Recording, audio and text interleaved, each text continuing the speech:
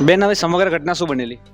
સમગ્ર ઘટના એ બનેલી કે અમારા સામે રોડેસ હતો ને ઈ કન આબા અમારા બાધા માટે ક્વાર્ટર લાયા હતા 4 તે 2 ક્વાર્ટર વધેલો તે સામે પેલો માણસ હતો ને પીતો એને આપવા માટે જેલા પણ એ વખતે આ પોલીસ વાળા આવીને અમને પકડી લઈ ગયેલા. પછી અમરગઢના સ્ટેશન જતા અમને કીધું કે મને છોડી મેલો, પેલાને છોડી મેલે તો મારે નોકરીનો સવાલ છે, મેં જીઆઈડીમાં નોકરી કરું.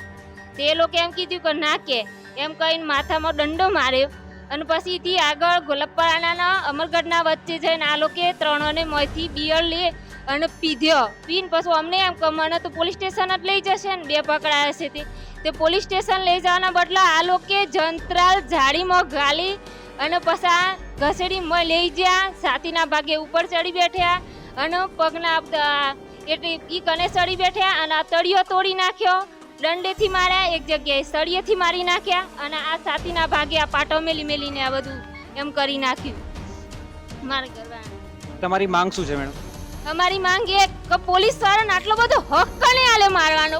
એમને તો એક પકડે હોય તો લઈ જઈને ડાયરેક્ટ હોય લઈ જઈને એમને જે થતું એ કાર્યવાહી એમને તો હાજર કરવા દેવામાં આવે. વચમાં લઈ જઈને મારવામાં શું આવે? વચમાં લાલ લઈ જઈને મળે એમ નથી.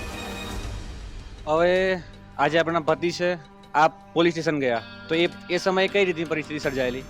એ સમયે મી તો જો અમને એમ થઈ ગયું કે સાદા ડ્રેસમાં આ લોકો ચો લઈ ગયા. અમે તો જોતા તો અમની પાછળથી આમ લાઈને અમે પછી ઓળખી જો પછી મી છેટી ઉભો રહ્યો અમે એટલે મેં એમ કીધું કે પેલા ક્યાંક એ નેકળો એમ કીધું મને પોલીસ વાળે એટલે અમે તો ઉભો રહ્યા. મેં કીધું ઉભો રહ્યા દે અમારે પેલા માણસ તમે લાયા હતા. પછી એમને એમ કીધું કે હું હતી કે ક્વાર્ટર પકડાય શું આમ કરી પછી આમનાથી ના ચલાવ્યું એટલે મેં પૂછ્યું કે તમારાથી નહીં ચલાતું એટલે એમ કીધું કે મને માર્યો. એટલે મેં એમ કીધું કે તમારે જે થતું એ કાયદેસર કરવાનું હતું. 2 ક્વાર્ટર પકડાયો તો તમારા ઘરવાળાને તમારે મારવાનો એટલો બધો અધિકાર કોણે આલ્યો?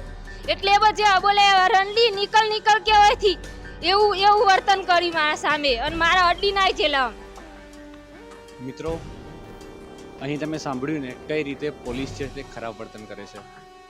હમણાં જ મિત્રો દાહોદમાં કિસ્સો બન્યો, 6 વર્ષની દીકરી પર બળાત્કાર કરવાની કોશિશ થઈ અને હમણાં તમે જોયું કઈ રીતે જે પોલીસવાળા છે તે બેન સાથે ખરાબ વર્તન કર્યું.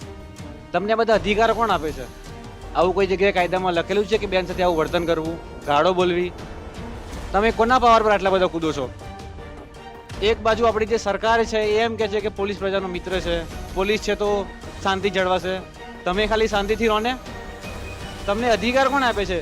એક બાજુ કહો છો બેટી બચાવો બેટી પઢાઓ, પણ બેટી બચશે તો બેટી પડશે ને. આ બેનને તમે ગાળો બોલો છો ખરાબ. અને દર્શક મિત્રો, અહીં મારે આપણે એ કહેવું છે કે દારૂ મળે છે કઈ જગ્યાએ? એ લોકોએ હતી 2 બોટલ ને કેસ કર્યો 15 બોટલનો, અંદર લખ્યું 15 બોટલ હતી, તો દારૂ મળ્યો કઈ જગ્યાએ? 13 બોટલ ચોથી લાઈન મેલી મારા ઘરવાળા પહોંચી તો 2 જ મળી. 13 બોટલ તમે લાઈન ચોથી મેલી, પોલીસ સ્ટેશન માંથી મેલી ચોથી મેલી અને તમે ગાડીમાં દારૂ પીતા એ ચોથી લાયા તમે. આ ભાઈ પાસે હતી 2 બોટલ. હવે કાયદાકીય રીતે જે પ્રોસેસ આવે તમે એ પ્રોસેસ કરો ને. તમે અમને ગાડીમાં બેસાડો છો, માથા પર મારો છો, છાતીમાં મારો છો. આ કેટલું યોગ્ય છે? અમારા પૈસાનો પગાર લઈને તમે અમને જ હેરાન કરો છો. અમારા જ પૈસા છે, અમે જે ટેક્સ ભરીએ છીએ એ ટેક્સથી તમે આ સામાન્ય જનતાને હેરાન કરો છો. તમારામાં જો પાવર હોય, તમને એવું હોય કે અમે જ કંઈ મહાન છીએ, વર્દી પહેરીને તમારામાં કદાચ કોઈ ખરેખર કોઈ આત્મા આવી જતી હોય તો એક કામ કરો, વર્દી ઉતારીને આવો. જે તમારા ખભા પર સ્ટાર છે એ કાઢીને આવો.